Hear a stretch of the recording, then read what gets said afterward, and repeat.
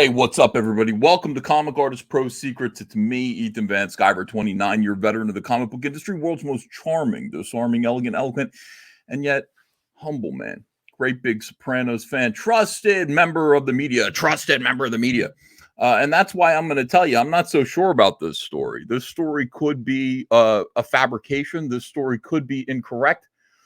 But on the other hand, there's ample reason, and I'm somebody who can tell you there's ample reason to suspect that this is 100% true.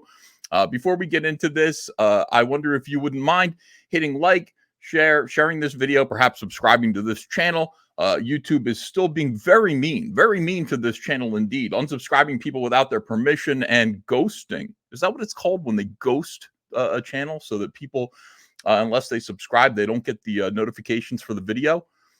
Absolutely terrible. So do your part. Please subscribe to this channel. Leave a comment below after you've seen the video and you've decided whether I'm correct or incorrect or what you think about all this stuff. All right. So Grace Randolph, not a terrific history of predicting things, but you know, this is intriguing to me. From bounding into comics, let me blow this up a little bit.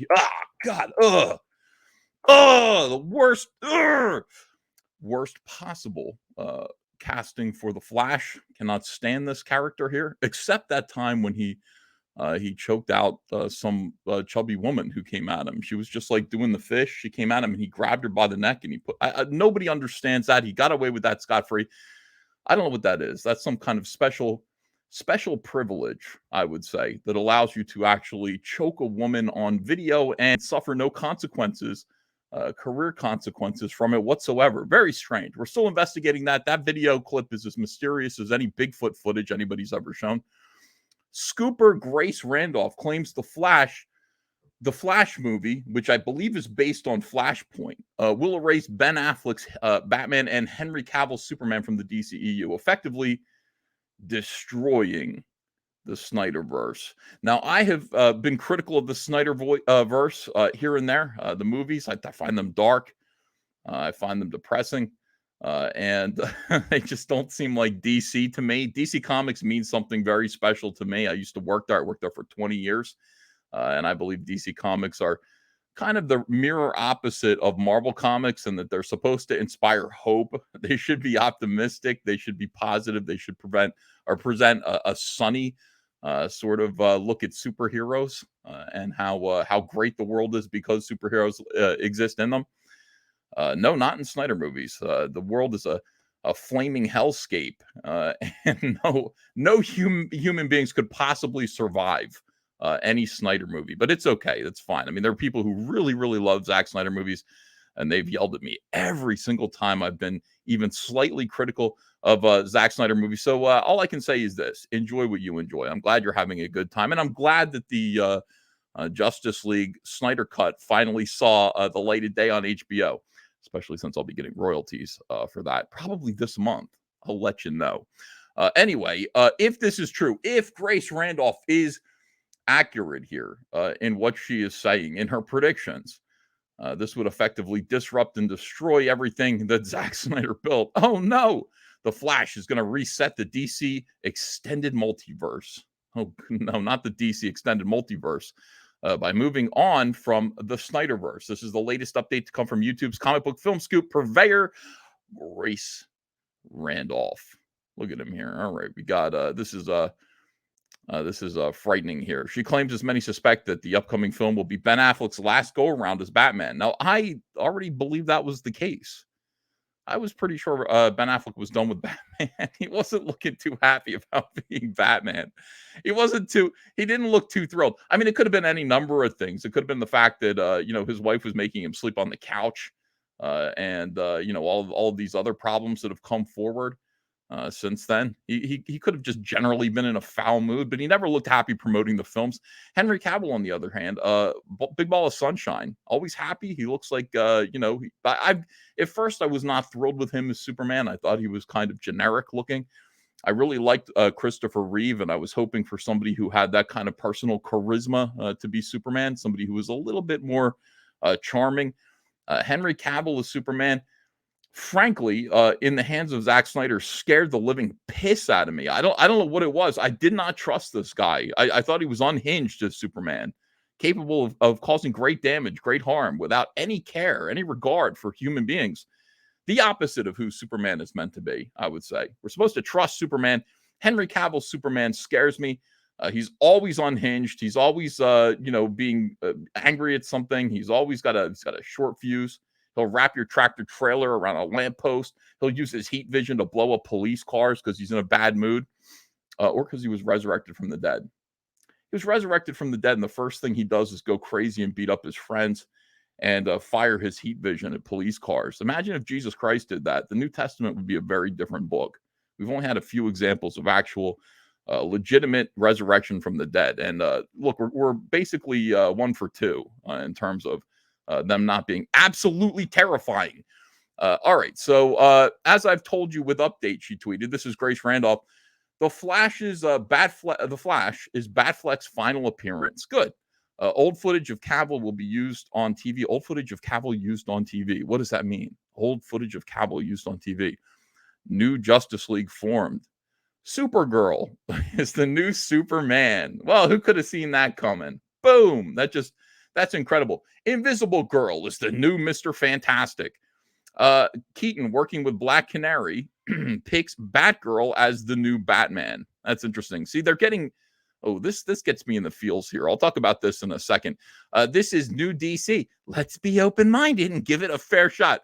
I think we've been doing that lately. I think we've been a little too open-minded. I think we've been giving DC Comics too many fair shots at our heroes. I mean, recently, of course, this Superman comic from earlier this year has come to the forefront, Superman Red and Blue, in which Superman, I'm sorry, there are some people who disagree, but certainly the artwork and the way the scene is written definitely indicates that Superman was being sexually tortured in a Russian gulag somewhere. Was it Russia? Who knows?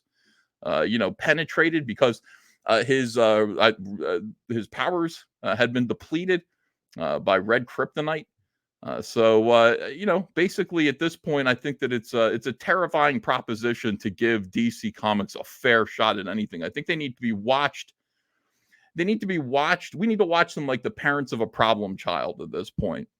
All right. So the Keaton Black Canary Batgirl stuff obviously happens in her movie. So there's going to be a Batgirl movie, and Michael Keaton is going to be in it. Now, I am overjoyed to see Michael Keaton return in any way. Michael Keaton is one of these guys who, to me, is on par with Christopher Reeve in terms of personal charisma and charm. I mean, this guy has never been a big weightlifter. That's not something that he is. He doesn't bring Henry Cavill's build to the role, but neither did Christopher Reeve. Christopher Reeve was a skinny little guy who had to go to the gym. David Prowse, who, of course, is Darth Vader, was his personal trainer and got him to be sort of physically fit and everything, but he never looked like the comic book Superman. In fact, the comic book Superman ended up kind of modeling itself on Christopher Reeve, which is what happens when somebody is really, really good in a role, right? Michael Keaton, when it was first announced that he was Batman, people were outraged because they saw him as Mr. Mom. They just really didn't see him. They saw him as the guy next door. They really didn't see him as being Batman, as being the broad-shouldered, kick-ass, muscular Batman that we see in the comics. But he became Batman. He certainly did. There was something about him that really changed the way we saw Batman. Batman became Michael Keaton in a way. Michael Keaton became Batman. It really worked out. So Michael Keaton coming back to the role of Batman as old man Batman, this is a layup. This is something that I want to see. I will go see this stupid movie just to see Michael Keaton. If he's in it for 5 minutes, I will leave after 5 minutes. I really just want to see Michael Keaton as Batman. So he's also going to be in the Batgirl movie. Now, I've said over and over again that one thing that should happen is that, old man Bruce Wayne, played by Michael Keaton, should hand off the Batman suit to Batman Beyond. There should be a Batman Beyond movie, and perhaps, Batman, Michael Keaton could be in it, and we choose a new Batman Beyond, et cetera, et cetera. It would be really good. I mean, people would really like to see that. They're doing this instead, which to me is okay. I mean, I'll be honest with you. Yeah, that's fine. I mean, Batgirl is a real character. She's been around forever. Everybody knows Barbara. I hope it's Barbara Gordon, Batgirl. Everybody knows who she is. And frankly, the story just makes more sense for Bruce Wayne to choose Batgirl to kind of fill his shoes when he decides to eventually retire. He'll still monitor everything from his Batcave, I hope. But yeah, this all in combination suggest does suggest SJWism. It's like, as much as I like this one component of it, this one story move, the idea of Superman stepping down and Supergirl taking his place on the Justice League, that's agenda. And of course, we can see that, we can smell that, we sniff that out. That is the sulfuric stench of SJW agenda, feminism. This doubles down on a scoop Randolph shared on New Year's Eve, which alleges Journey Smollett would reprise Black Canary in the HBO Max Batgirl film before spinning off into her announced solo adventure. And now some more. Oh, God. Does she have to look like this when she uses her little canary scream? She's got to do this. Ah! This looks like every TikTok video I saw, after Ruth Bader Ginsburg was died, and they were going to replace her on the Supreme Court. Every TikTok video looked like this. Black Canary is in the Batgirl movie, working with Michael Keaton's Batman. It's interesting. Black Canary is one of the only characters with black in her name who is not actually African American. That's strange, isn't it? I think that's because they named her back in the Silver Age. So this was before anybody who had skin other than white had black as a prefix in their name. As disappointing as this is but wait a second. But no, they've actually made her black now. Journey Smollett. They actually did make her black. Oh, that's great. That is terrific. All right. Well, I knew that one little loose end couldn't stay loose. We got to tighten that up. Good for you, DC. As disappointing as this is for Restore the Snyderverse crowd, Randolph sees the bright side. Remember, Babs and Dinah have always been very good friends in the comics, and I think Leslie Grace and Journey Smollett Bell will have very good chemistry, she said. And to have a superhero women of color mentoring another could be very powerful, she continued. Grace, what happened? When did you become like this? Not everyone is on board with this pivot by DC Comics, and Randolph addressed that without wishing to delve into negativity reacting to studio decisions. It's absolutely no fun to cover all these upcoming DC movies from a hateful perspective. It's just too draining. We should just let them do whatever they want to do. It's hateful to criticize what DC is doing right now. It's hateful. So yeah, by the way, does this advice here also extend to Kryborg? Is Ray Fisher being hateful when he criticizes DC's decisions? I'm just checking on that. Do you want to go to Ray Fisher and tell him to stop being hateful towards Walter Hamada and Jeff Johns? I don't know. I mean, just a thought. Yeah, that's right. Give your perspective and then just soldier on right over Ray Fisher's face. Let's see how that goes for you. If accurate, the hard to swallow pill of these claims is that the Snyderverse is dead, regardless of the positive spin put on the circumstances by Mikey Sutton of Geekosity. Mikey Sutton, hello. Here's the thing about this. I believe this is true. I have every reason to sort of relate to this. If you are somebody who was a Snyderverse fan, we call you Snyder bronies. We mean it in love. We say that. We mean that with love when we say that. When we call you a brony, we don't mean to hurt your feelings. But this happened to me. I was the artist of Flash Rebirth with Jeff Johns. We had set up over the course of 6 issues a brand new sort of status quo for the Flash and the Flash family and all those kids.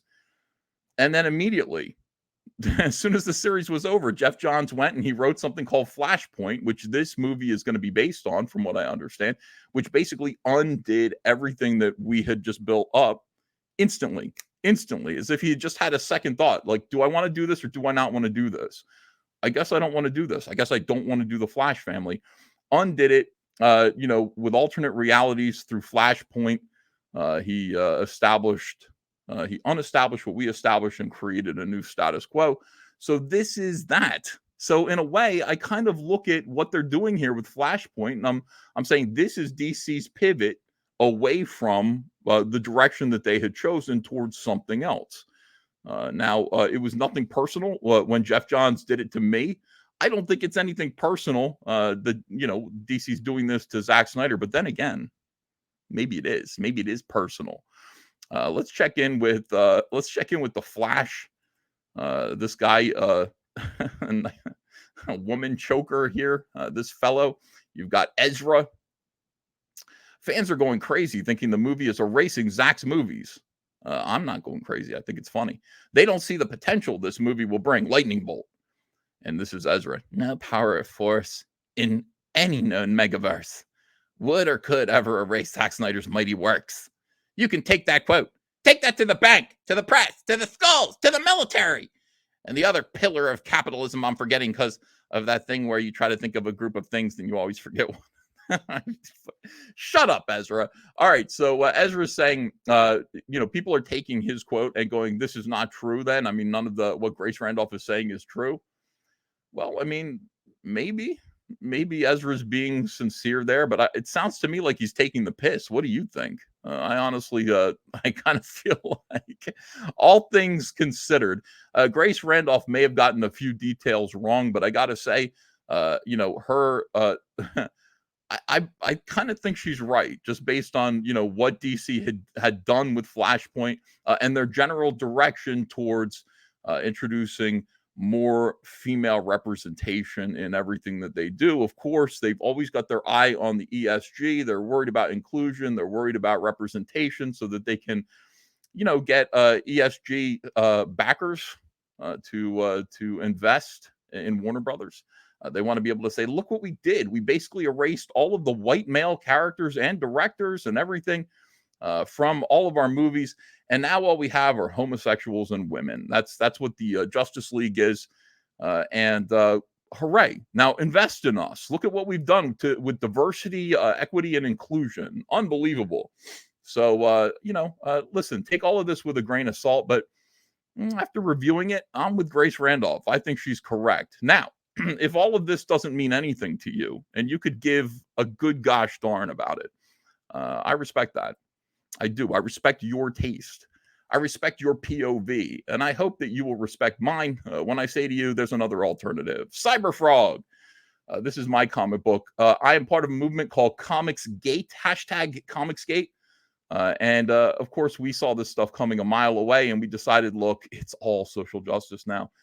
That's where we're going now. It's all diversity, equity, and inclusion. They're going to make story decisions based on all of those factors, and they're no longer going to be about stories. It's going to be about virtue signaling, how much we care about women and minorities and the LGBTQ community. I mean, look, everybody should care about people in general, but changing everything that you do and ignoring story in order to virtue signal and represent, the audience that you wish that you had, it's misguided and stupid. And it's also greedy because at the end of the day, again, this is all about, getting ESG money.